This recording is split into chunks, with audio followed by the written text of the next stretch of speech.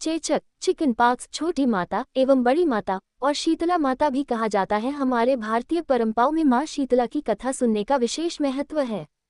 मान्यता है कि इस कथा को पढ़ने एवं सुनने मात्र से माँ का क्रोध शांत हो जाता है और रोगी पीड़ा से मुक्ति पा जाता है। इसलिए दोस्तों, आज की हमारी कथा को अंत तक ध्यान पूर्वक सुना और हमारी कथा अच्छी लगी तो एक लाइक शेयर जरूर करना। मित्रों, बहुत समय पहले की बात है कि गांव में एक ब्राह्मण दंपत्ति रहते थे। 2 बेटे और 2 बहू थी। बहुत समय के बाद दोनों बहुओं के घर बेटे पैदा हुए थे। कुछ समय के पश्चात शीतला अष्टमी का पावन त्योहार आया और त्योहार के अनुसार घर में ठंडा भोजन तैयार किया गया है। ये सब देख सकता है। दोनों बहुएं सोचने लगी, अभी हमारी बेटी को बहुत होती है, यदि हम ये ठंडा भोजन खाएंगे तो हम दोनों बीमार पड़ जाएंगे और हमारे साथ हमारे ये छोटे बच्चे भी बीमार पड़ जाएंगे। और ऐसा सोचकर दोनों बहुओं ने पशुओं के लिए खाना तैयार करने वाले बर्तन में गुपचुप 2 पीस तैयार कर लिया। उसके बाद दोनों ने अपनी सास के साथ माता की पूजा, उनकी कथा सुनी। बाद शीतला माता का भजन करने के लिए बैठ गई और दोनों बहुएं बच्चों का रोने का बहाना करके घर के अंदर चली गई। दोनों ने गरम गरम बाटी निकाली और पेट भर के खाया। कुछ देर बाद सास ने दोनों बहू को ठंडा भोजन करने को कहा। तब दोनों बहू ने ठंडा नाटक किया और अपने काम में व्यस्त हो गई। तब सास ने उनसे कहा, अरे बहू, बच्चे तो बहुत देर से सोए हुए हैं, उन्हें जगाकर दूध पिला दो। ये सुनकर जब दोनों बहू अपने बच्चों को घर के अंदर जगाने गई तब उन्होंने देखा उनके दोनों बच्चे मृत पड़े हुए थे। ये देखकर दोनों बहू में जोर जोर से रोने चिल्लाने लगी और फिर दोनों बहू ने अपनी सास को सारी घटना रो रो कर बताने लगी।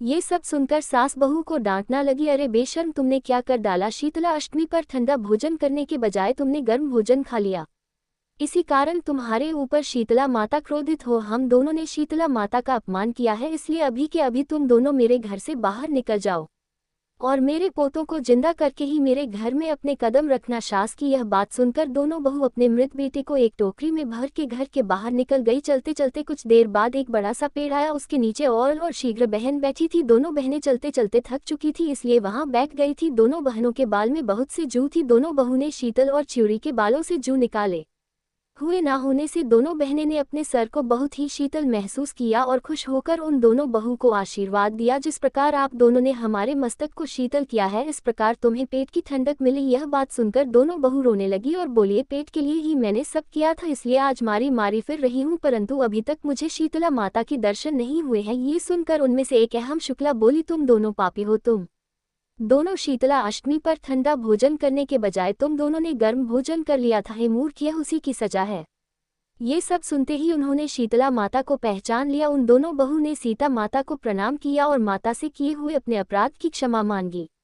वह रोते हुए बोली है, माँ, हम तो भोले हैं, नादान हैं, अनजाने में मैंने गर्म भोजन खा लिया था, आपके प्रभाव को हम नहीं जानते हैं, आप हम दोनों को क्षमा करें, हम ऐसी गलती फिर कभी नहीं करेंगे। माता, हमें क्षमा करें। दोनों बहू की आवाज़ सुनकर माता करुणा से भर गई और अपनी असली रूप में आ गई। दोनों बहू माता के चरणों में गिरकर क्षमा मांगने लगी।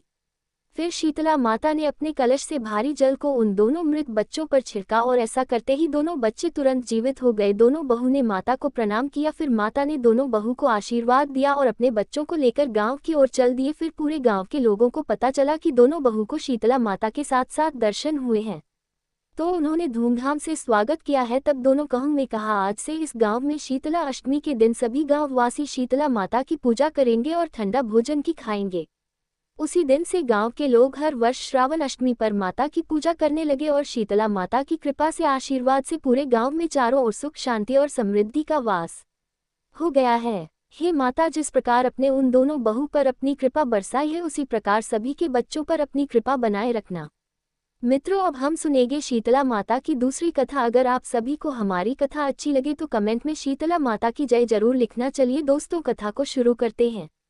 एक समय की बात है, एक गांव में एक बूढ़ी औरत रहती थी। वो शीतला माता की परम भक्त थी। वह हर साल शीतला अष्टमी बासुरा का व्रत रखती थी और माता को बासी ठंडक भोजन अर्पित करती थी। बाकी गांव वाले माता की उपेक्षा करते थे और गर्म भोजन खाते थे। एक बार गांव में भीषण आग लग गई, जिसमें सभी के घर जल गए, लेकिन उस बुढ़िया की झोपड़ी सुरक्षित रही। जब लोगों ने इसका कारण पूछा तो बुढ़िया ने बताया कि वह माता शीतला की पूजा करती है और ठंडा भोजन ग्रहण करती है, जिससे शीतला माता खुश रहती हैं। कुछ बाद पूरे गांव में चेचक माता का प्रकोप फैला। जिन लोगों ने माता के शीतल स्वरूप का अपमान किया था, वे इस रोग से पीड़ित हुए। तब बुढ़िया की सलाह पर ग्रामीणों ने माता की क्षमा याचना की, उन्हें शीतल जल और ठंडा भोजन अर्पित किया। इससे सभी का रोग शांत हो गया और तभी से चेचक को माता के प्रकोप या आशीर्वाद से जोड़कर देखा जाने लगा। लोक कथाओं में इस बीमारी को माता कहने के पीछे कुछ व्यवहारिक और मनोवैज्ञानिक कारण भी थे। चेचक एक संक्रामक रोग था। इसे देवी से जोड़ने का उद्देश्य घर में अत्यधिक स्वच्छता बनाए रखना था।